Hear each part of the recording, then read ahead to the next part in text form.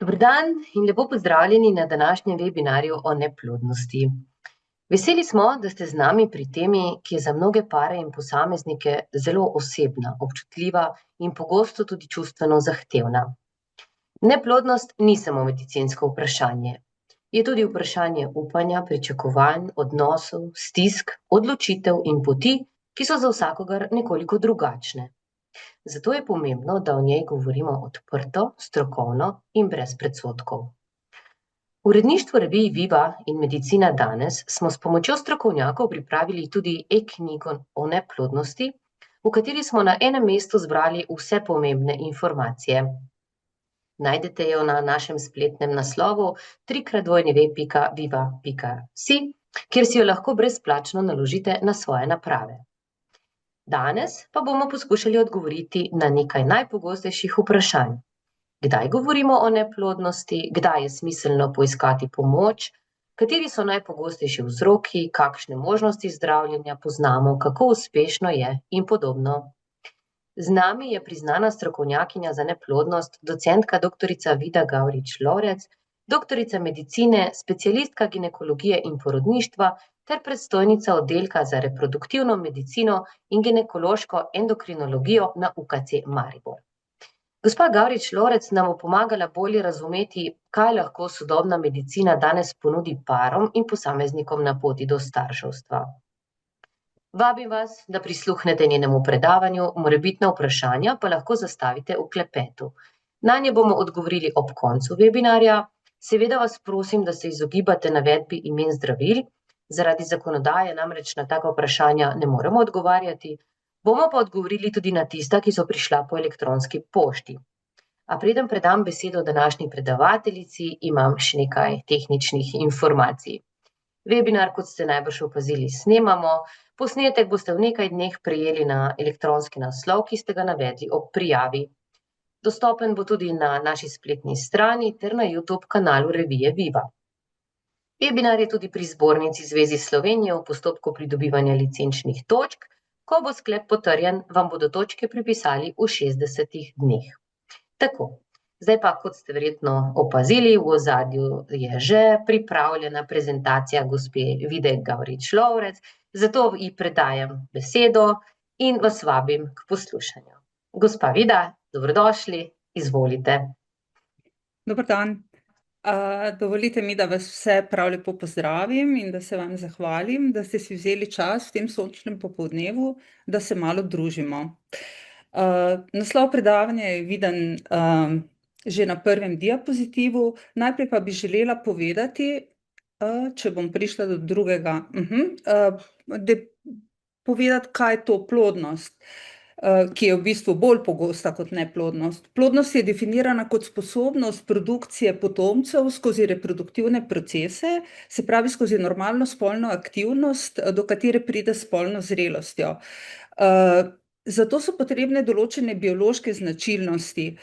Mora biti podana možnost razvoja normalnega semena, mora se biti sposobna sprostiti zrela jajčna celica, morajo biti ustvarjeni pogoji, da se ena in druga združijo, da se zarodek lahko naseli v maternični votlini. Če kateri od teh dejavnikov ne deluje, v tem primeru govorimo o neplodnosti. Je pa plodnost povezana še z drugimi, ne samo striktno biološkimi dejavniki, o katerih bom povedala nekaj več malo kasneje. Zdaj v svoji predstavitvi bom definirala neplodnost, razložila, kaj so vzroki neplodnosti, s kakimi diagnostičnimi postopki jih potrjujemo ali izključujemo, kako lahko zdravimo posamezne vzroke neplodnosti, predstavila bom postopke oploditve z biomedicinsko pomočjo. Na koncu sta dve temi, ki sta dosti aktualni in za marsikoga tudi delno kontroverzni. Če začnemo z dejavniki, ki vplivajo na plodnost, to so vprašanja, ki jih pacienti pogosto postavljajo. Mednje spadajo značilnosti spolnega življenja, frekvenca spolnih odnosov, timing spolne prakse, ki jih par uporablja. Pričakovana frekvenca spolnih odnosov pri paru, ki načrtuje zanositev, je 2 do 3-krat tedensko, s tem, da večina parov, zlasti žensk, ki uporabljajo aplikacije, ve, da so plodni dnevi 6 dni pred ovulacijo. V tem času nekateri priporočajo bolj pospešeno spolno aktivnost, odnose vsak dan, vendar ni bistvene razlike med tem, ali imaš redne spolne odnose 2 do 3-krat tedensko ali upoštevaš aplikacije. Spolne prakse ne vplivajo na zanositev. Prekomerna telesna teža ima jasno negativen vpliv, ker deluje na različnih nivojih, anovulacija, spremenjena kakovost semena, več spontanih splavov. Kar se tiče alkohola, so podatki nasprotujoči glede na čas, potreben do zanositve pri ženskah v odvisnosti od doze. Pri moškem pa se ve, da je slabša kakovost semena v smislu manjše koncentracije, slabše gibljivosti in pa slabše morfologije semena. Poleg tega se pri kroničnih alkoholikih pojavijo še druge težave v smislu ejakulatorne disfunkcije. Kar zadeva kave, več kot 5 skodelic kave dnevno pri ženskah zmanjša plodnost in tudi zveča delež spontanih splavov. Zmerno pitje kave 1 do 2 skodelici dnevno ne vplivata ne na zanositev, ne na nosečnost. Podatki o škodljivem vplivu pri moških niso znani. Vedno bolj se kopičijo podatki o neugodnih vplivih iz okolja, predvsem kemikalije, ki so bodisi v hrani, vodi, pa tudi v zraku, ker ugotavljajo, da onesnaženje ob avtocestah, ljudem, ki živijo ob avtocestah, podaljšujejo čas, ki jim je potreben do zanositve. Ostali dejavniki, ki vplivajo, so morebiti dieta, vendar ni ustreznega dokaza o tem, da bi različna dieta, recimo mediteranska dieta v primerjavi z ostalimi, vplivala na zanositev, prav tako ne, da bi dodatki hrani, v bistvu različni vitaminski dodatki, omega kisline, vplivale na večjo plodnost. Za kajenje pravzaprav vemo vsi, da ima izrazito škodljiv učinek na plodnost, saj povzroča oksidativni stres, povzroča hitro propadanje jajčnih celic, zato kadilke stopajo v menopavzo 1 do 4 leta prej kot ostale ženske, slabša je kakovost semena v smislu vseh parametrov.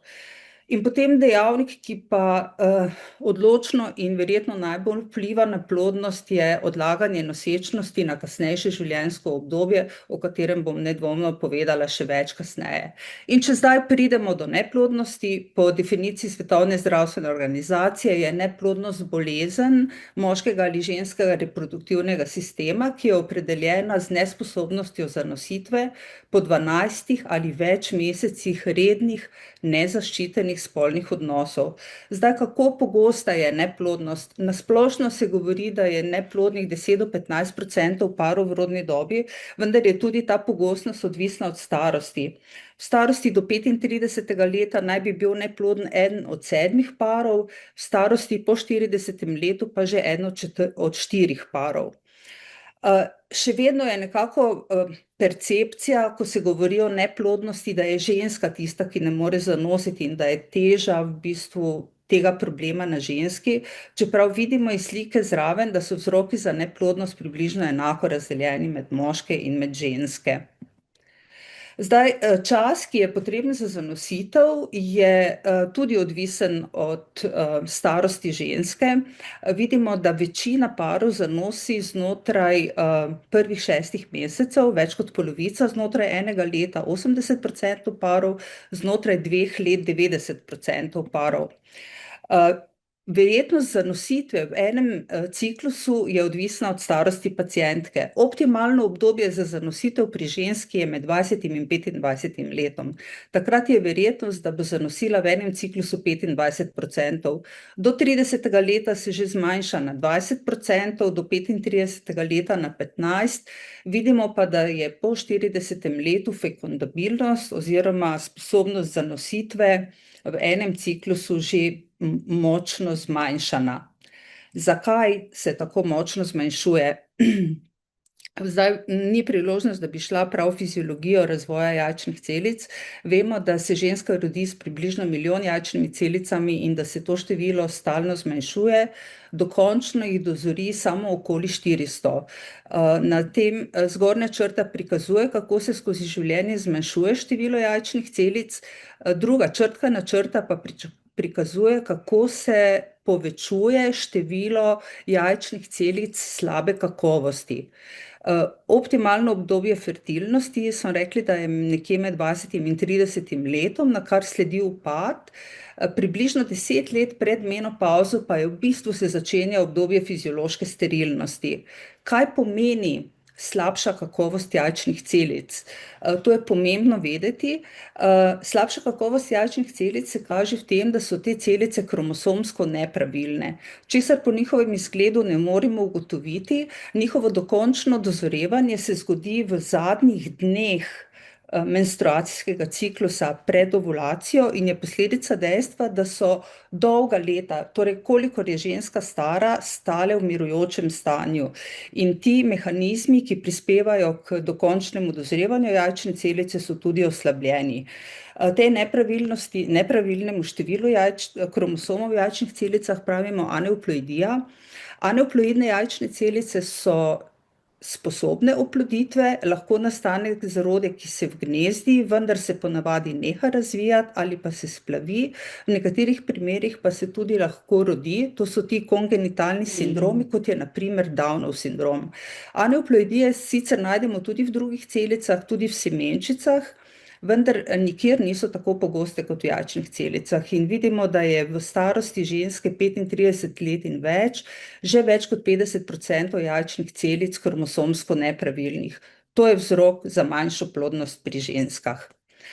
Kdaj torej poiskati pomoč specialista? Če je ženska stara manj kot 35 let in v enem letu nezaščitenih spolnih odnosov ne pride do zanositve, če je starejša od 35 let, če ne pride do zanositve po 6 mesecih, če pa načrtuje zanositev po 40. letu, je dobro, da se z ginekologom posvetuje že ob začetku načrtovanja nosečnosti. Če smo rekli, da ima starost izrazito neugoden vpliv na zanositev pri ženski, je vedno bolj jasno, da ima staranje neugoden vpliv tudi pri moškem, vendar ta upad plodnosti ni tako evidenten. Po 40. letu se začne zniževati koncentracija testosterona in zmanjšuje se tudi kakovost semena, vendar kot sem rekla, ne na tako dramatičen način kot pri ženski. Kako poteka diagnostični postopek? Obravnava neplodnega para naj udeležujeta obadva. V bistvu zdravimo oziroma obravnavamo ne samo žensko ali ne samo moškega, obravnavamo neploden par.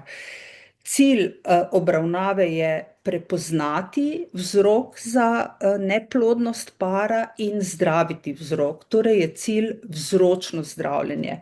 Obenem moramo po opravljeni diagnostiki oceniti možnost zanositve tako po spontani poti, kot tudi z medicinsko pomočjo. Diagnostika je stopenjska, se pravi, da si sledijo preiskave po določenem vrstnem redu od manj invazivnih do bolj invazivnih, s tem, da se izogibamo tistim invazivnim preiskavam, ki so pri določenem paru v diagnostiki nepotrebne. Zato enostavno ne moremo cele diagnostike opraviti znotraj enega dneva. Pomen diagnostične obravnave para je pomemben tudi zaradi tega, da ne vplivamo na dinamiko odnosa para, da se izognemo občutku krivde posameznikov v tem paru in tako zmanjšamo nivo stresa, ki mu je par že tako izpostavljen. Za razliko od drugih bolezni je treba vedeti, da pri obravnavi neplodnosti je fokus naše obravnave uresničitev želje tega para po otroku. Zdaj, če pogledamo, kaj so najpogostejši vzroki za neplodnost pri ženski in pri moškem. Pri ženski sta dve veliki skupini vzrokov, ki se nekako menjujeta na prvem mestu, to so motnje ovulacije ali ovulatorna disfunkcija in pa okvare jajcevodov.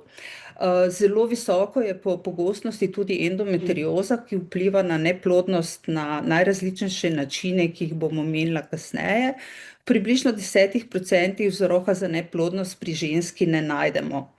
Pri moškem vidimo, da v več kot eni tretjini vzroka za to, da je koncentracija semenčic manjša, da je manj gibljivih semenčic in manj morfološko normalno oblikovanih semenčic, ne najdemo. Torej, več kot eni tretjini gre za nepojasnjeno neplodnost. Pogosto se navaja varikokela, hipogonadizem ali posledice predhodnih operacij. Zdaj, kako začnemo diagnostični postopek, kot sem rekla, najprej neinvazivne preiskave. Pri moškem vzamemo temeljito anamnezo. Prva preiskava je laboratorijski pregled vzorca semena. Na desnem so napisani kriteriji Svetovne zdravstvene organizacije za normalni spermiogram. Če je spermiogram normalen, smo s tem izključili moško neplodnost. Če spermiogram odstopa od normalnih vrednosti, ga je potrebno ponoviti. Do ponovnega kontrole mora miniti zaradi same narave spermatogeneze, morata miniti vsaj 2 meseca. Ob izrazito patološkem spermiogramu, zelo nizki koncentraciji ali odsotnosti semena so pa je potrebna dodatna diagnostika, ki je našteta spodaj. Potrebne so hormonske preiskave, potrebno je opraviti kariotipizacijo, včasih je potrebna punkcija testisa, da dokažemo, da so semenčice prisotne v njem, včasih še to ni zadosti in je potrebno napraviti odprto biopsijo testisa. Če pri teh metodah, pri odprti biopsiji testisa najdemo spolne celice, potem jih takrat zamrznemo.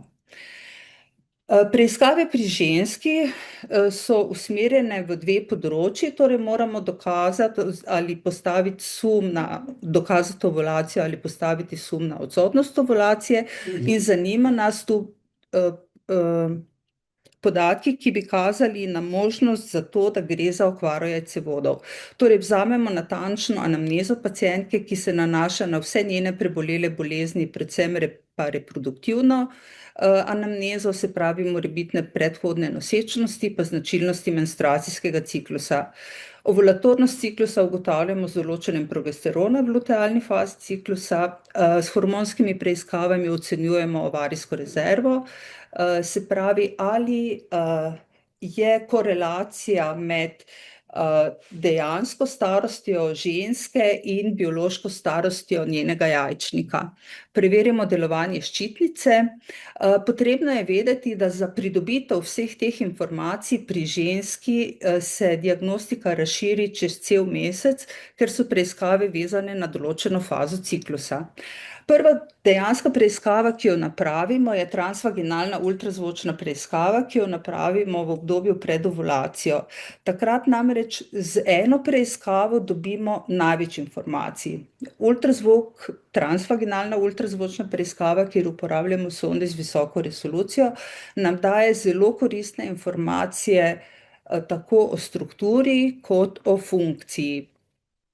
Vidimo lahko obliko maternice, njeno velikost, njeno lego, vidimo njene pridobljene ali prirojene nepravilnosti. Najpogostejše pridobljene nepravilnosti so polipi in miomi, najpogostejša prirojena nepravilnost maternice je delno septirana ali septirana maternica. Ogledamo si lahko debelino endometrija ali ustreza fazi ciklusa, vidimo jajčnike, kje ležita, ali so v njih folikli ali je v njih kakšne druge spremembe, ki kažejo na morebitno patologijo. V fazi ciklusa, ko pacientko opazujemo v preovulatornem obdobju, se pri ženskah, ki imajo redne menstruacijske cikluse, vidi dominantni folikel. Jajcevodov z ultrazvokom ponavadi ne prikažemo, prikažemo jih takrat, ko so polni tekočine, se pravi, da so močno okvarjeni, ali pa, ko je okrog njih dosti tekočine, kar v bistvu tudi kaže na določeno patološko situacijo. Potem pa lahko preverimo premakljivost struktur, strukture, se pravi jajcevodi, maternica so v normalnih pogojih premakljivi, njihova fiksiranost kaže v prvi vrsti na prisotnost endometrioze ali pa z rastlin kake druge etiologije. Zdaj nekaj ultrazvočnih slik, na prvi vidimo miom v sredini maternice, na drugi vidimo jajčnik s številnimi malimi folikli, to je izgled policističnega jajčnika, potem je cista z gostejšo vsebino, ki ustreza endometriozi, maternica, ki je predeljena s septumom, to je kompletni septum, potem pa vidimo jajcevod, ki je poln tekočine, se pravi, da je zelo okvarjen. Naslednji korak je pa že prvi korak invazivne diagnostike. Z invazivno diagnostiko preverjamo prehodnost jajcevodov. In ta preiskava pride v poštev takrat, ko smo izključili moško neplodnost. Zakaj? Hude oblike moške neplodnosti se zdravijo z zunajtelesno oploditvijo in v tem primeru že vemo, kako bomo zdravili par, in v tem primeru je tudi nepomembno, ali ima pacientka prehodne jajcevode ali ne. Če pa je spermiogram normalen, potem lahko pričakujemo zanositev po naravni poti. Na voljo so nam 3 metode ugotavljanja stanja jajcevodov: ultrazvočna metoda z posebnim kontrastom in 2 minimalno invazivni metodi, transvaginalna hidrolaparoskopija in laparoskopija. Zdaj, katero metodo zberemo, je odvisno od tega, jasno v dogovoru s pacientko. Kakšno tveganje ima pacientka za okvaro jajcevodov? Če je tveganje majhno, ni prebolela pelvičnega vnetja, ni prebolela okužbe s klamidijo, ultrazvočni izvid je normalen, neplodnost ne traja dolgo, potem nas bo zadovoljila ultrazvočna preiskava. Transvaginalna hidrolaparoskopija je nekoliko bolj invazivna, lahko se dela v anesteziji ali brez. Pri tej preiskavi pa direktno vidimo v trebušno votlino, vidimo maternico, jajčnike, jajcevode in lahko ugotavljamo, ali plavilo izteče skozi jajcevode v trebušno votlino. Laparoskopija je najbolj invazivna od teh metod, predstavlja pa zlati standard. Ni boljšega načina za ugotavljanje stanja v mali medenici. Obenem laparoskopija omogoča, da določene nepravilnosti tudi istočasno zdravimo. Seveda, načrtovanje morebitnih operativnih posegov zahteva, da se vse to dogovorimo s pacientko pred samim posegom. Vse operativne posege predstavimo, kakšne so prednosti in slabosti katere od teh preiskav, kaj nam preiskave omogočajo, in pri operativnih preiskavah se s pacientko dogovorimo, kakšne možnosti operativnega posega obstajajo v določeni situaciji, in seveda za vse to potrebujemo njeno soglasje. Včasih se pokaže, da se jajcevoda, tukaj ga popravljamo, da je jajcevod tako okvarjen, da se ga ne da popraviti in da je za nadaljevanje zdravljenja bolj smiselno, da ga odstranimo. To seveda ni nujno stališča zdravja pacientke, je pa priporočljivo stališča uspešnosti zdravljenja z zunajtelesno oploditvijo. Se pravi, pacientka mora biti ustrezno informirana o teh stvareh in nam mora dati za to svoje soglasje. Se pravi, operativno lahko razrešimo za rastline, popravimo jajcevode in kirurško zdravimo endometriozo. Histeroskopija ni rutinski del diagnostike, to je preiskava oziroma operativni poseg, pri katerem pogledamo v maternično votlino, to je normalni izgled, to je polip, to je ultrazvok. Histeroskopijo v tej fazi obravnave pacientke delamo takrat, ko z ultrazvočno preiskavo postavimo sum na nepravilnost. To je resekcija polipa, to je resekcija mioma z električno zanko, lahko pa razrešujemo za rastline znotraj maternične votline. Hormonske preiskave in pa anamnestični podatki o nerednem ciklusu in pa izvidi hormonskih preiskav lahko pokažejo na to, da pri pacientki izostane ovulacija. Če ni ovulacije, tudi ni nosečnosti. Najpogostejša bolezen, ki je vzrok za anovulacijo, je sindrom policističnih jajčnikov ali, kot ga po novem imenujemo, poliendokrini metabolični ovarijski sindrom. Zakaj se je zgodil ta shift v imenu? V bistvu je bil v začetku fokus zdravnikov, tudi ginekologov, usmerjen na jajčnik, ki ima tipični izgled s številnimi malimi folikli, od katerih nobeden ne dozori, torej ne pride do ovulacije.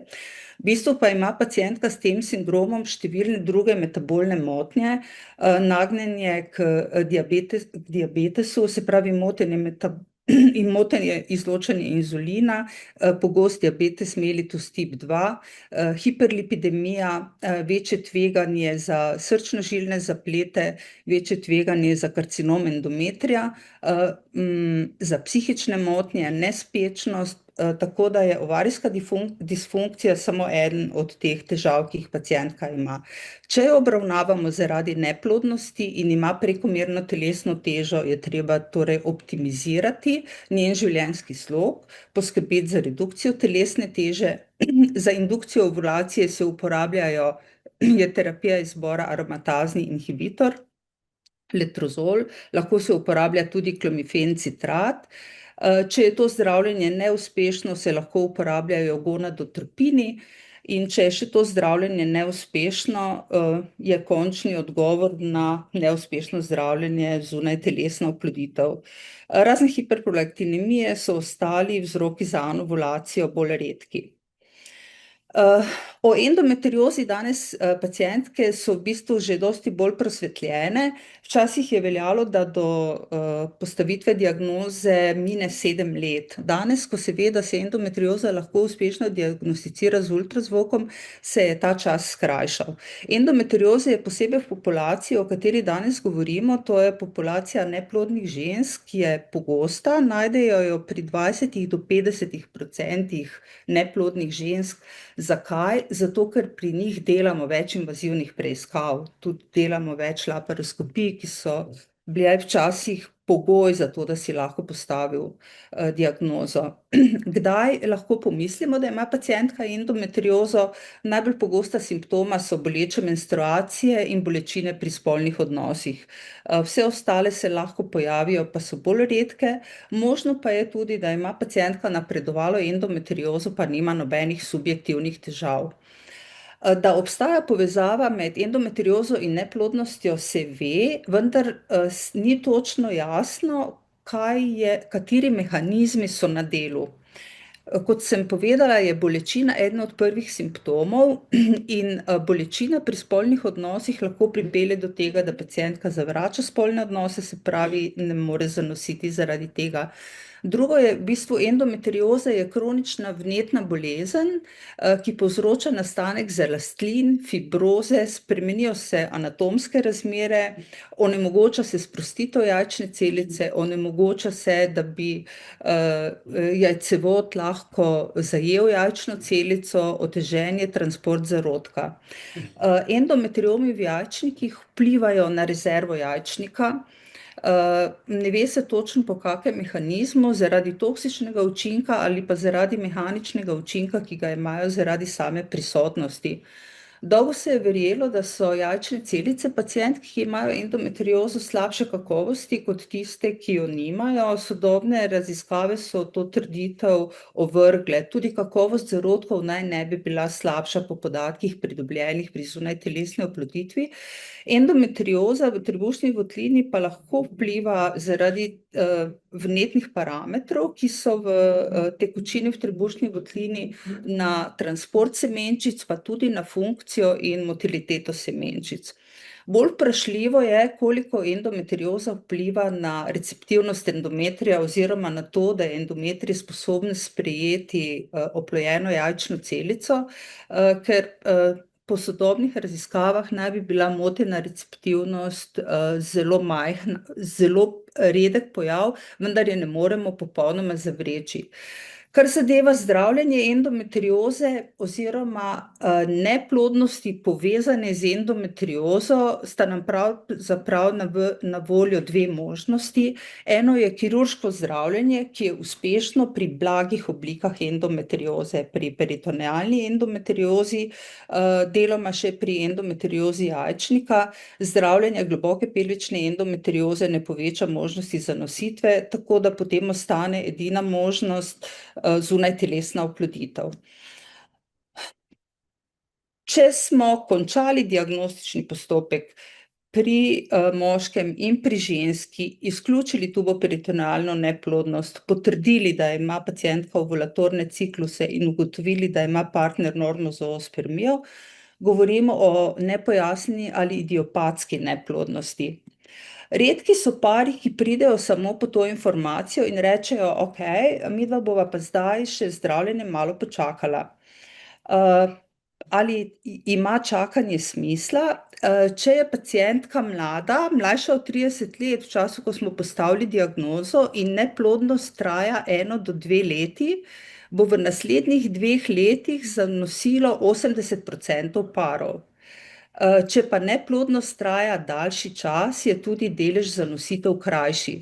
Zato je smiselno parom ponuditi zdravljenje.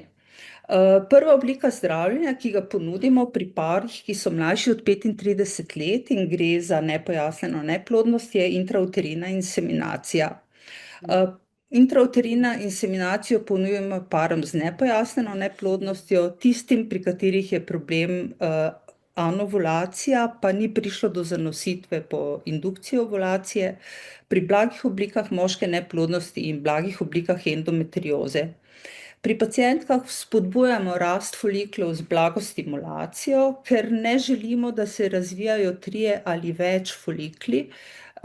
Inseminacija v takih pogojih namreč lahko pripelje do večplodne nosečnosti, česar ne želimo. Ko folikli dosežejo preovulatorno velikost, sprožimo ovulacijo z injekcijo humanega horionskega gonadotropina. Partner da vzorec semena, ki se v laboratoriju pripravi, tako da se loči gibljive semenčice od semenskega izliva in se te gibljive semenčice pripravi v pol mililitra medija in ta se potem vbrizga v maternično votlino. Metoda je varna, je nenaporna za pacientko. Moram pa reči, da je uspešnost metode relativno nizka, na ciklus med 10 in 15%. Ti podatki praktično veljajo skoraj za vse indikacije in skoraj za celo Evropo. Velja pa, da približno 3 do 4 inseminacije imajo uspešnost enega postopka zunajtelesne oploditve.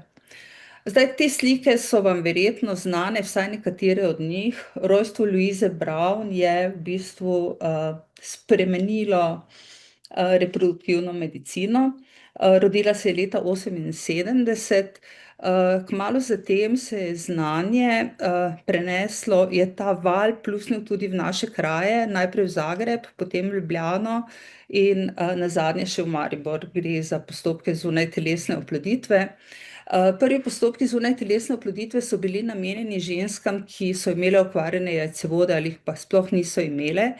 Indikacije, ki jih vidite danes, gotovo sem še katero izpustila. Tubarni vzrok ostaja še vedno, endometrioza. Zdravljenje moške neplodnosti praktično brez zunajtelesne oploditve ne bi bilo možno. Metodo uporabljamo takrat, kadar so bile neuspešne druge metode in kot metodo izbora pri ženskah v poznem reproduktivnem obdobju. Običajno so preiskave, ki so potrebne za postopek zunajtelesne oploditve, opravljene že v postopku diagnostike. Se pravi, ocena ovarijske rezerve, odstranili smo okvarjene jajcevode, odstranili smo polipe. Še ena stvar je zelo pomembna pri ženskah, ki načrtujejo zanositev in se tega držimo že od prvega obiska v ambulanti.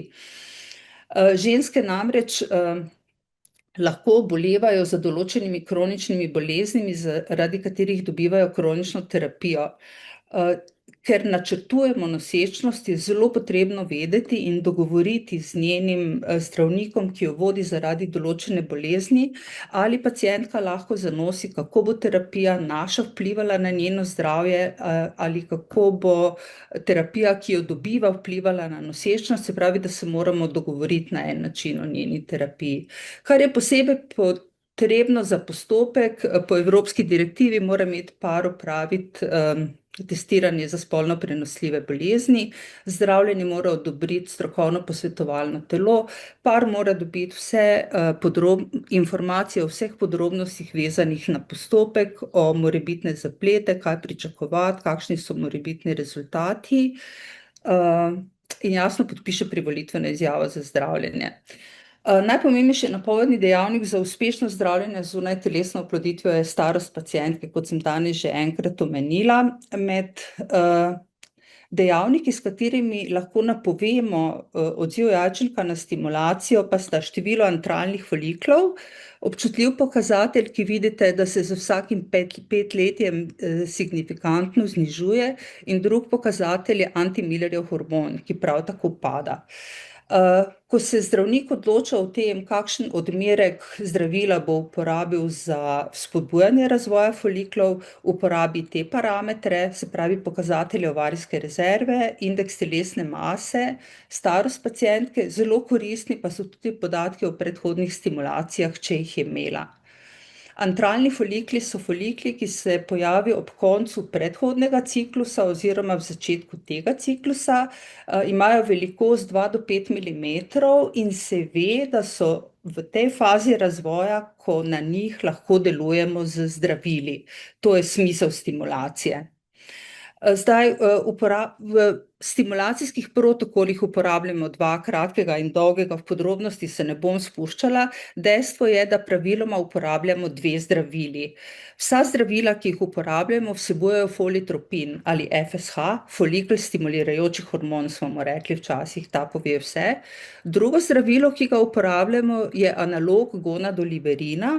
Ta nam omogoči nadzor nad ciklusom in prepreči, da bi folikli počili prezgodaj. In tretje zdravilo, ki ga prav tako uporabljamo praktično v vseh zdravilih, v vseh protokolih, je humani horionski gonadotropin. Ta ima biološki učinek luteinizirajočega hormona, ki v človeku v normalnem ciklusu v ženski sproži ovulacijo. Ta hormon sproži dokončno dozorevanje jajčnih celic. Če zdaj pogledamo, kako poteka tak ciklus, pacientki med menstruacijo napravimo tako imenovani baseline scan. To so antralni folikli, želimo videti antralne folikle, ker what you see is what you get. Če jih vidiš folikle, lahko pričakuješ, da se bo pacientka odzvala na stimulacijo. Opišemo morebitne spremembe, ki jih vidimo, zato da ne bi kasneje, ob kasnejši kontroli sprejemali napačnih odločitev, in pa pogledamo endometrij, ki je med menstruacijo tanek. Pacientka dobi terapijo po kratkem ali dolgem protokolu, zdravilo, ki ga je izbral zdravnik glede na njene specifične značilnosti. Za teden dni naučimo jo, kako si zdravilo najde, in se vrne po tednu dni. Ponovno premerimo velikost foliklov, njihovo število nam je ravno tako pomembno, in si ogledamo endometrij. Kdaj damo tako imenovano štop injekcijo oziroma kdaj ocenimo, da je primeren čas, da načrtujemo punkcijo foliklov. Velikost foliklov je pomembna, nekje med 16 in 22 milimetrov, je pa odvisna tudi od stimulacijskega protokola, trajanja stimulacije, starosti pacientke in številnih drugih dejavnikov. Za indukcijo ovulacije se uporablja že omenjeni humani horionski gonadotropin, ali pa v primerih, v določenih specifičnih primerih, kjer je tveganje za hiperstimulacijo, uporabimo agonist gonadoliberina. Kako izgleda punkcija foliklov? Napravi se 34 do 36 ur po tej znameniti štop injekciji. Punkcija je boleča, lahko pacientka dobi analgetik, lokalno ali splošno anestezijo, sondo pokrijemo s sterilnim pokrivalom, nanj damo vodilo, skozi to vodilo uvedemo iglo, ki ima premer 1,4 milimetra, in potem pod kontrolo ultrazvoka naredimo punkcijo na ta način, da vstopimo v folikel, aspiriramo njegovo vsebino, folikel kolabira, tu vidimo epruvetko, in potem se premaknemo do naslednjega folikla. Jajčne celice pridobimo iz okrog 70% vseh foliklov, folikularno tekočino predamo embriologu, tako da pacientka ob koncu punkcije izve, koliko ima jajčnih celic. Kateri so možni zapleti pri punkciji oziroma po punkciji? Bolečine so razmeroma pogoste, običajno paracetamol zadošča. Krvavitev iz nožnice, ker je igla relativno debela. Krvavitev v trebušno votlino je redka. Izognemo se ji tako, da poskušamo jajčnik punktirati samo na enem mestu, s tem zmanjšamo možnost krvavitve. Lahko pa pride tudi do poškodbe notranjega organa. Temu se poskušamo izogniti s tem, da pač najdemo najkrajšo varno pot do jajčnika. Torzija je zasukanje jajčnika okrog svoje osi, se zgodi redko. Vnetje po punkciji je prav tako redko. Sindrom ovarijske hiperstimulacije je resen sindrom, ki se pojavi pri pacientkah, ki imajo zelo dobro ovarijsko rezervo. V večini primerov lahko prepoznamo pacientke s tveganjem za hiperstimulacijo in v bistvu ustrezno ukrepamo. Gre za to, da se po aplikaciji humanega horionskega gonadotropina ali v nosečnosti, če nastane, poveča prepuščanje žil in se nabira tekočina v trebušni votlini. Zdravljenje je simptomatsko, najboljši način je izogniti se temu zapletu, kar dejansko tudi poskušamo na vse načine, ki so nam na voljo. Po punkciji mora pacientka prejemati progesteron, ki ga lahko dajemo v različni obliki. Lutealna faza ciklusa se namreč razlikuje od tiste fiziološke prav zaradi zdravil, ki so bila uporabljena, in zaradi punkcije, ki je zmanjšala število celic v rumenih telesih. Najraje uporabljamo naravni progesteron, ki se daje vaginalno, ker ima ta fenomen prvega prehoda skozi maternico. Laboratorijski del oploditve, potem ko smo predali jajčne celice embriologom, pa poteka na način, da embriologi oplodijo jajčne celice ali na način, da semenčice dodajo jajčnim celicam, to je standardni, to je IVF postopek, ali pa da v določenih indikacijah semenčico vbrizgajo v jajčno celico pod mikromanipulatorjem, to je intracitoplazemska injekcija ali ICSI. Zarodke kultiviramo v inkubatorjih, ki imajo stalno atmosfero, vlažnost, temperaturo in pravo razmerje plinov. To so novejši inkubatorji, pri katerih lahko tudi snemamo razvoj zarodkov. Kako se zarodki razvijajo? Prvi dan vidimo, da se je jajčna celica oplodila, drugi dan je zarodek 2 do 4 celični, tretji dan 6 do 8 celični, četrti dan se število celic več ne da prešteti, peti dan doseže stadij blastociste.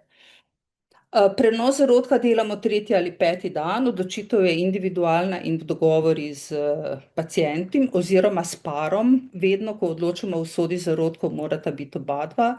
Zakonska omejitev je prenos 3 zarodkov, v Sloveniji strokovno priporočilo tudi Evropskega združenja pa je prenos 1 zarodka, ker se s tem izognemo pomembnemu zapletu, to je večplodna nosečnost.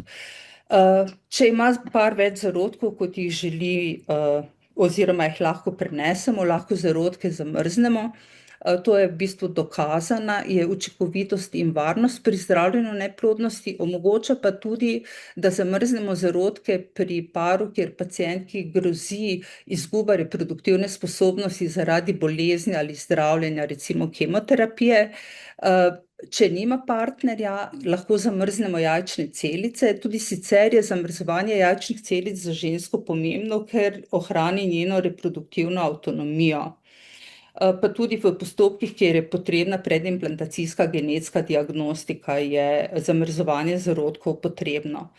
Za prenos odmrznjenih zarodkov uporabljamo različne protokole. Pri pacientkah, ki imajo redne menstruacijske cikluse, uporabimo naravni ciklus, sicer pa najdemo metodo, ki je za pacientko najbolj optimalna.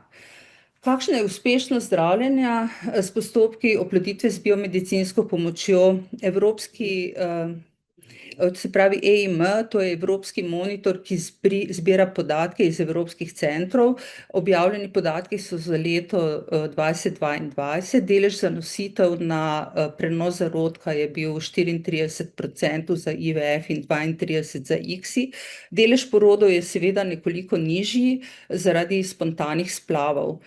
Kumulativni delež porodov, se pravi upoštevaje sveže in zamrznjene, pa je med 33 in 44%. Če pogledam naše v tem starostnem obdobju, je bilo delež rojstev na embriotransfer 27,8, se pravi 28% v letu 2022. Rada bi povedala še, rada bi se samo dotaknila na hitro 2 področij. Eno so ponavljajoči neuspeli postopki. To je situacija, ki je zelo težavna za paciente in tudi za tistega, ki jih obravnava. Definicija, kdaj govorimo o neuspelih prenosih zarodkov dobre kakovosti, še ni čisto jasna. Evropsko združenje priporoča, da je postavljen prag oziroma prag glede na pričakovano verjetnost implantacije pri določenih letih pri 60%. Če je ženska mlajša od 35 let, je nekje 60% verjetnost, da bo prenesla po prenosu 3 zarodkov, da bo da bo prišlo do vgnezditve. Če ne pride do vgnezditve po prenosu 3 zarodkov, se priporočajo dodatne preiskave.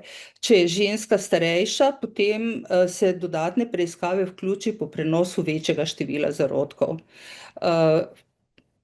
Torej, držimo se torej priporočil, katere preiskave so smiselne, glede na priporočila Evropskega združenja za reproduktivno medicino. Drugo prav tako kontroverzno področje je nenujno zdravljenje, ki se ponudi ob standardnem zdravljenju in naj bi izboljšalo uspešnost zdravljenja, izid nosečnosti in skrajšalo čas do zanositve. Nekatere od teh metod so dokazano neučinkovite, pri nekaterih učinek ni znan, vprašljiva pa je tudi varnost. Za večino njih velja, da so dodatno plačljive, zato je angleška uradna inštitucija za zdravljenje neplodnosti in embriologijo, pa tudi Evropsko združenje pripravilo v bistvu seznam teh postopkov in zdravil z njihovo oceno, kaj je smiselno, kaj ni smiselno oziroma kaj se ne priporoča. V bistvu so ti podatki bili zbrani v zaščito pacientov, ker vemo, da pari, ki se zdravijo zaradi neplodnosti, so pripravljeni narediti marsikaj za to, da bi dosegli svoj cilj. Tega bom preskočila. Zdaj v medijih smo se pogosto in lahko rečem, hvalili z dosežki oploditve z biomedicinsko pomočjo, uspeh zdravljenja, 10 milijonov otrok rojenih in ustvarjali vtis, da praktično ni problema, ki ga ne moremo rešiti, vendar žal ni tako. Pojavijo se situacije oziroma trenutek v zdravljenju, ko nadaljnje zdravljenje več ni smiselno. Po mnenju etičnega komiteja Ameriškega združenja za reproduktivno medicino, takrat, ko je verjetnost za porod manj kot 1%. Se pravi, da o tem, kdaj se bo prenehalo z zdravljenjem, se odloča na osnovi značilnosti same pacientke in pa rezultati, s katerimi razpolaga center, v katerem se ta pacientka zdravi. V Sloveniji je ocena individualna in odločitev o prenehanju zdravljenja je konziliarna. Jaz bi s tem končala. Še enkrat bi opozorila, da je starost pacientke najpomembnejši napovedni dejavnik za uspešno zdravljenje neplodnosti in tudi za spontano zanositev, da je pri starejših pacientkah uspešnost bistveno nižja, zato je pomembno ozaveščanje mladih ljudi o načrtovanju družine skozi medije, ki so jim blizu. In s tem se vam jaz zahvaljujem za pozornost. Iskrena hvala, gospa Vida Gavrič Lovrec, za vse informacije in za znanje, ki ga delite z nami. V tem času se je nabralo nekaj vprašanj, zato predlagam, da se zdaj posvetimo odgovorom. In sicer gospa Martina piše, da ima za sabo 2 spontana splava, pravi, da zanositi uspe, ne uspe pa donositi. Ali gre tudi v tem primeru za težave z plodnostjo in kako ukrepati, jo zanima? Ja, seveda, gre za težave s plodnostjo.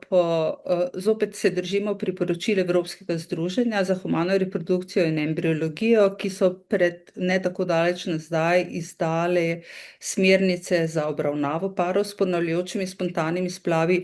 Spremenila se je definicija. Včasih smo za ponavljajoče spontane splave šteli situacijo, kjer so se 3 nosečnosti končale z spontanim splavom. Zdaj se je ravno iz tega razloga, da se začne diagnostika prej, ta meja spustila na 2. Se pravi, dodatna diagnostika oziroma obravnava para se začne po 2 spontanih splavih. In z to diagnostiko oziroma obravnavo se ukvarjamo v ambulantah za zdravljenje neplodnosti tudi pri nas. Žal je obravnava oziroma tema nehvaležna, to moram povedati že zdaj. Trenutno znanje o vzrokih za ponavljajoče spontane splave je žal še tako, da v približno 50% vzroka zanje ne najdemo, četudi napravimo vse preiskave, ki jih Evropsko združenje priporoča. Vsekakor pa priporočam, da se par zglasi v enem centru, ki se ukvarja s to problematiko. No, hvala lepa. Gospod Katarino zanima, kako je z magnetoterapijo pri neplodnosti in kako lahko dobi napotnico za napravo za magnetoterapijo. Zdaj bi morala preveriti seznam preiskav. Mislim pa, da ta preiskava ni med tistimi, ki se priporoča po priporočilih Evropskega združenja za humano reprodukcijo. V bistvu moram reči, da ko se najdemo v situacijah, te situacije se ponavadi pojavljajo pri parih, ki grejo na zdravljenje v tujino in pridejo od njih s seznamom preiskav, ki jih ti centri priporočajo. Potem se mi obrnemo na evropska priporočila, na to, kar se priporoča, kar je možno, kaj je not recommended, in se potem v bistvu držimo teh priporočil. Oziroma ne napotujemo pacientk na preiskave, ki jih pri nas ne delamo. Ne delamo jih samo zaradi strokovnih razlogov, zato ker pač niso v strokovnih priporočilih, ne drugače. Skratka, jim pojasnite to pacientkam. Ja. Kaj pa, če se vseeno odločijo, kako pa je s tem zdravljenjem v tujini? Se jih odloči kaj da poiščejo potem mogoče drugo mnenje zunaj? Vemo, da imamo odlične strokovnjake za zdravljenje neplodnosti, ne, pri nas doma. Pacientka ima pravico si izbrati zdravljenje v tujini, to je nam popolnoma jasno. In mislim, s tem ne vidimo nobene težave. Pacientke potem praviloma zahtevajo kopijo dokumentacije o zdravljenju pri nas, to jim z veseljem damo. One si same izberejo center, v katerem se bojo zdravile. Po specifičnem odgovoru zavarovalnice je pa tako, da se pacientka lahko istočasno zdravi samo v enem centru. Če se je odločila, da gre na zdravljenje v Avstrijo ali Češko ali ne vem, kamorkoli že, potem v tistem obdobju nima z našim centrom pravzaprav nič. Ne svetujemo pa, mi ne napotujemo, ne sodelujemo s centri na ta način, da bi vedeli, ali se kdo specifično s kako patologijo ukvarja, da bi jih lahko svetovali. Tako da izbira centra v tujini je prav njena osebna odločitev. No, gospa Saša piše o moškem, star 27 let, ki ima potrjen Klinefelterjev sindrom. Pravi, da je imel spermiogram, da ni bilo na njem videti nič in jo zanimajo možnosti, ali obstaja kakršnakoli možnost, da pride do nosečnosti brez darovalca, se pravi spermijev. In če se odločita za darovalca, kako deluje konzili, kdo ima prednost pri prejemu darovane celice, kolikokrat se lahko uporabi istega darovalca in tako naprej. Pravi, da ženska nima težav. Zdaj, pri Klinefelterju mislim, da v nekaterih primerih semenčice tudi najdejo, tako da se mi zdi bistvena obravnava v androloški ambulanti, da se dokončno reče, ali je potrebno darovano seme ali ne. Mogoče veste, kakšen odstotek je, da lahko pride do zanositve tudi pri tem sindromu? Žal ne vem, to se je treba obrniti na androloga. Če ugotovimo, da je potrebno darovano seme, potem vse darovalske postopke odobri Državna komisija za oploditev z biomedicinsko pomočjo. V tem primeru mora par opraviti razgovor z pravnikom, psihologom in socialnim delavcem. To je nekaj, kar predpiše zakon. V takih situacijah, kjer je ženska zdrava, se pravi, je samo potreba po darovanem semenu, pravzaprav ne predstavlja nobenih težav, odobritev komisije, in ko imaš odobritev komisije, potem se lahko odločiš za zdravljenje. Zdaj, primarno zdravljenje je možno v Sloveniji, s tem, da je pač problem Slovenije so darovalci. Darovalcev je manj, kot bi jih želeli.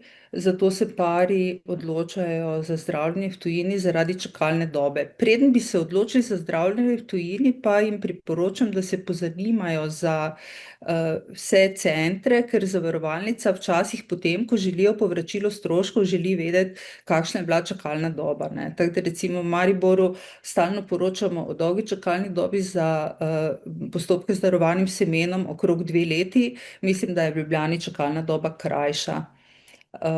Tako da se pač pozanimajo za to. V Sloveniji pač se sme seme uporabiti za rojstvo 2 otrok v 2 družinah. To je pač zakonska omejitev. Gospod Matjaž sprašuje, kakšno je vaše mnenje o različnih preparatih za izboljšanje moške plodnosti? Imate kakšne izkušnje s tem? Zdaj, kar se stalno v vseh smernicah za neuspele postopke, vedno znova ponavlja na prvem mestu, je to, kar že napraviš v prvem pregledu v ambulanti, je ocena lifestyle, se pravi ocena življenjskega sloga. In to, kar me zdaj gospod sprašuje, to sprašujejo samo ljudje, ki ne kadijo, ne pijejo, niso debeli, živijo zdrav življenjski slog, skratka delajo vse prav, oni vprašajo, kaj bi lahko še napravili. Zdaj, dokazano nekega zdravila za izboljšanje semenskega izliva ni, kakovosti semena ni, tako kot preiskave pri ženskah niso pokazale, da dieta bistveno vpliva na plodnost, tako tudi pri moškem nekega bistvenega izboljšanja ni. Res je, da so na tržišču preparati, tu je zopet tista stvar, da je pač ta populacija neplodnih hvaležen odjemalec različnih preparatov in storitev, tako da ne bi nekaj prav posebej svetovala ali imela dobre izkušnje. Najdlje, okej, rekli smo, da o imenih ne smemo govoriti, par preparatov je na tržišču, ki vsebujejo vitamine in minerale, ki so bili v preiskavah povezani z izboljšano kakovostjo semena, ne morem pa komentirati kakovosti teh raziskav pa njihovega dejanskega vpliva. Tako da sprememba življenjskega sloga na način, kot sem ga omenila, je definitivno najboljši način za izboljšanje plodnosti. Verjetno slišite različne zgodbe, tudi domače, kakšne domače pripravke spoznate v procesu zdravljenja. Ja, žal, tako moram povedati, da me pacientke sprašujejo v različnem obdobju se pojavljajo različni pripravki in potem me vprašajo, kaj pa mislite o tem, ne vem, maca.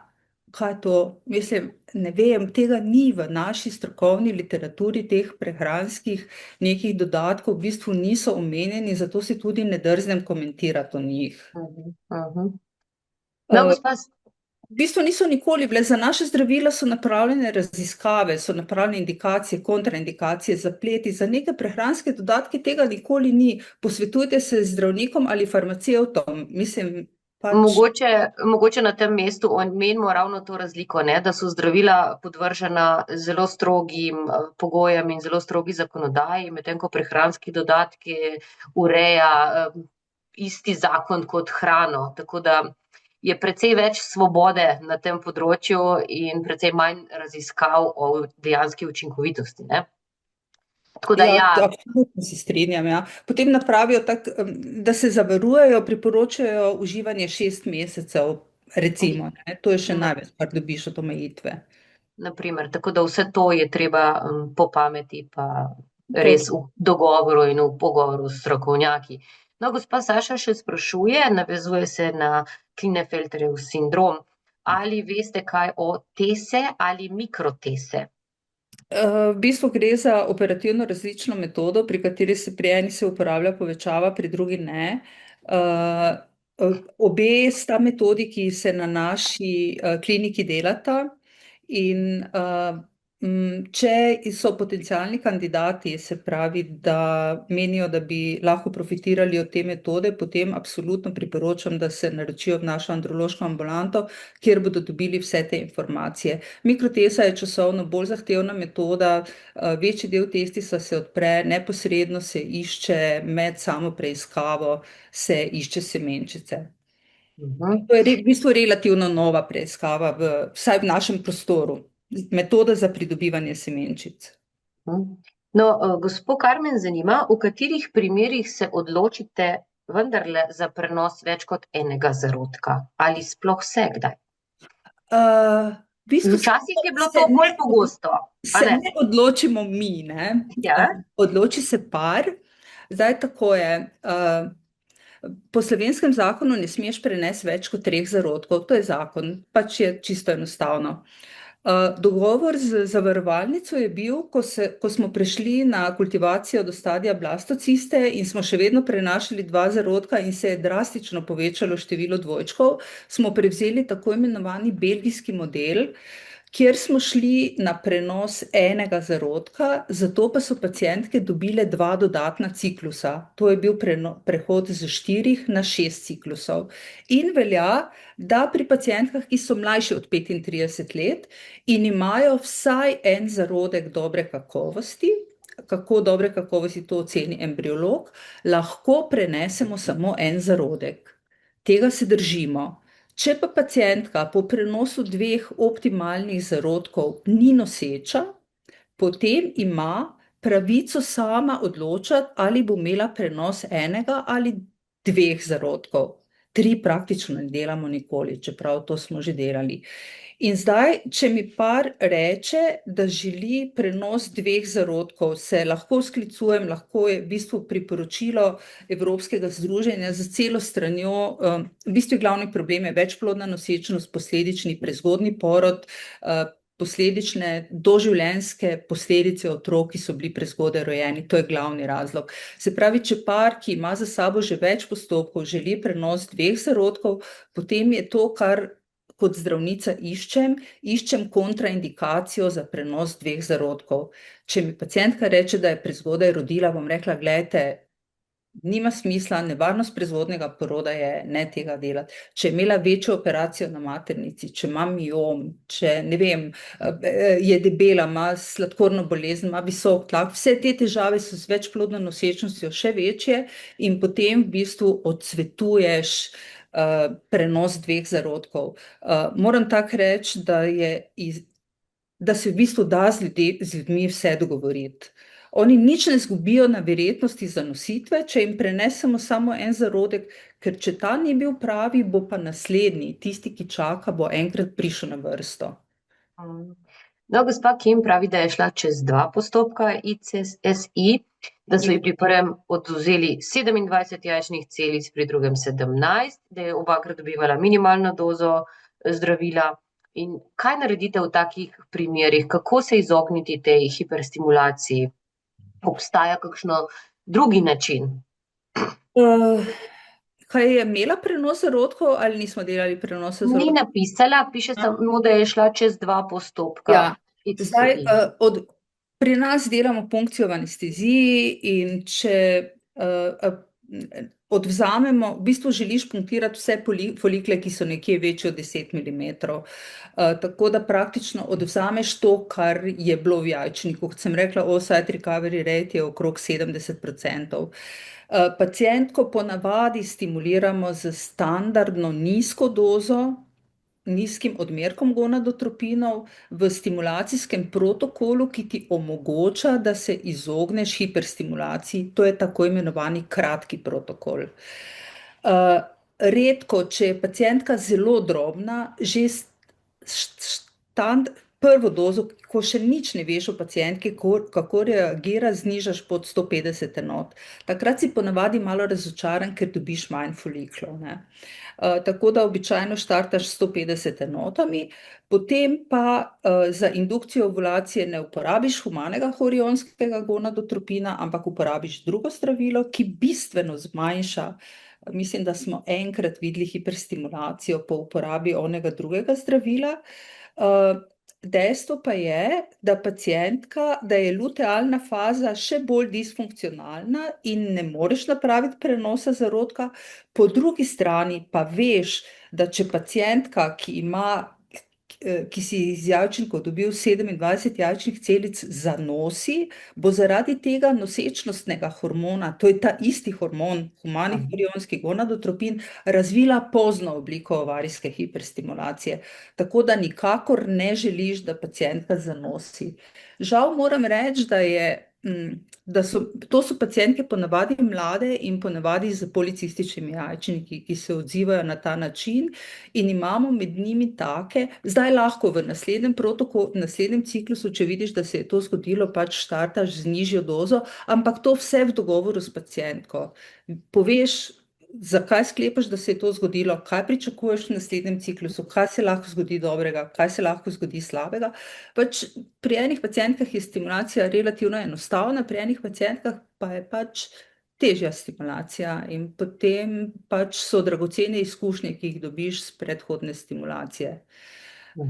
In so nekatere pacientke, ki pač vedno reagirajo na ta način, da imajo dosti jajčnih celic. No, gospa Vesna sprašuje, ali obstajajo znaki, ki bi jo morali že v 20 ali zgodnjih 30 letih opozoriti, da bi lahko imela kasneje težave s plodnostjo.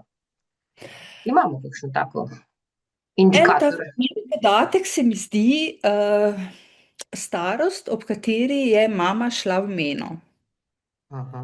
Če je mama imela prezgodnjo menopavzo, sicer se ne uspe to vedno dokazati, da je recimo pri 40 že imela meno, obstaja večje tveganje, da se bo naši pacientki zgodilo ravno to. Tako da je mogoče za biti pozoren na ovarijsko rezervo. Ginekolog lahko oceni ovarijsko rezervo po številu antralnih foliklov, zdaj določene antimillerjevega hormona še ni v praksi. V bistvu bi pri vsak nereden menstruacijski ciklus, redni ciklusi so ciklusi, ki so dolgi 25 do 35 dni, tam pričakuješ, da so ovulacije, tisti, ki odstopajo od tega, če recimo ima 2 menstruaciji na leto, bo sigurno imela težave z zanositvijo, ne. Prebolela pelvična vnetja ponavljajoča, večja operacija v trebušni votlini, recimo razlit apendiks, situacija, ki povzroča zrastline, in pa endometrioza, ki se pa danes v bistvu kar relativno hitro diagnosticira, ne pomeni, da bo imela težave, priporoča se hormonska terapija vsaj hormonska kontracepcija v času, dokler ne načrtuje zanositve, zato ker upočasni razvoj endometrioze. To bi rekla, da je to, na kar bi bila pozorna, no. Glavni indikatorji. Zdrav življenjski slog, kajenje ti uničuje jajčnik, debelost je kronično vnetno dogajanje, ki prav tako vpliva na kakovost jajčnih celic, tako da zdrav življenjski slog je prva stvar. No, gospa Alma sprašuje, kakšna je prognoza pri ženski s policističnimi jajčniki v prihodnosti, ki je v preteklosti že zanosila in načrtno splavila? Ženske s policističnimi jajčniki načeloma imajo dobro ovarijsko rezervo. Zopet velja mladost čez vse, pač moraš biti mlad v reproduktivni medicini, s tem, da ženske, ki imajo dobro ovarijsko rezervo, tudi če so malo starejše, to kompenzirajo z večjim številom jajčnih celic. Pri ženski s policističnimi jajčniki, vsaj pri večini njih, po rotterdamskih kriterijih se malo razlikujejo. Te, ki imajo ultrazvočni izgled policističnih jajčnikov, se pravi, da imajo več kot 20 malih foliklov v vsakem jajčniku, te se ponavadi odzovejo z večjim številom foliklov, posledično večjim številom jajčnih celic, se pravi večjo verjetnostjo, da je med njimi taka, ki ni euploidna in ima dobro verjetnost za zanositev. Možnost je, da zaradi prekomernega odziva jajčnika vse zarodke zamrznemo, zato da se ne razvije hiperstimulacija, to je eden od načinov, pa potem prenašamo odmrznjene zarodke. No, hvala lepa. In še zadnje vprašanje. Katja pravi, očitno se zdravi za neplodnost in se počuti izčrpano v tem času. Pravi, da je vsaka menstruacija znova prizadene in kako pogosto se pri parih pojavljajo psihološke stiske in kdaj je smiselno poiskati strokovno pomoč tudi na tem področju? Mislim, da so psihološke stiske pogostejše, kot se zavedamo pri standardni obravnavi v ambulanti, zato ker Prvič nismo usposobljeni za zastavljanje takih vprašanj, drugič, veš, da je vsak ciklus je povezan s pričakovanjem, ker drugače pač ne bi šli v zdravljenje naprej. Mislim, da ni pravega trenutka ali pa napačnega trenutka. Da je trenutek, ko rabiš pomoč, v bistvu smo hvaležni, imamo možnost psihologa, posvetovanja, bilo bi neumno ne poiskati pomoči, če lahko do nje prideš. Tako. No, še eno vprašanje smo vmes dobili, in sicer gospod Kim zanima, ali se v Sloveniji izvaja možnost embrioglu, ter ali je smiselna. Pa še, da veliko govorimo o kakovosti zarodkov, kako vi gledate na blastocisto 3AB in kakšne so po vaših izkušnjah realne možnosti za uspešno implantacijo in nosečnost pri takem zarodku? Zdaj tako moram reči, da različni centri uporabljajo različne klasifikacije zarodkov, zato si ne bi upala te oznake Komentirati, ja. komentirati, ja. Pri nas pač malo drugačno klasifikacijo uporabljamo. Pač zarodek mora imeti trofektoderm in mora imeti vidno notranjo celično maso, to je del, iz katerega nastane zarodek in je v bistvu to potem zarodek dobre kakovosti. Prvo je bilo pa, embrioglu. To je recimo standardno vprašanje, ki je postalo v zadnjem času standardno vprašanje. Pari, ki se zdravijo v tujini, ki odhajajo na zdravljenje v tujino, pač morajo, dobijo njim povejo, kaj vse jim lahko nudijo, in to so ti add-ons znameniti, in kaj vse morajo dodatno plačati. Naši pari ne vejo, da embrioglu imajo ne vem kako dolgo že vsi. To ni nekaj, kar moraš pri nas zahtevati. To je pri nas del postopka. Samo da pač smo javna ustanova, ki si želi skrajšati čakalno dobo, delati kakovostno, pridobili smo evropski certifikat centra z dobro klinično prakso, na kar smo zelo ponosni, sledimo najnovejšim strokovnim smernicam in pač ne povemo vsaki pacientki, veste, imamo pa embrioglu. Imamo embrioglu. Se pravi, v bistvu naši centri se verjetno sta po uspehu zelo primerljivi z tujimi. Ja, pa za nekatere v okolici bi rekla, da je to tudi understatement. Smo zelo dobri. Če ne celo boljši. Moram reči, da smo kritični, vedno je možnost za izboljšanje. Želeli bi,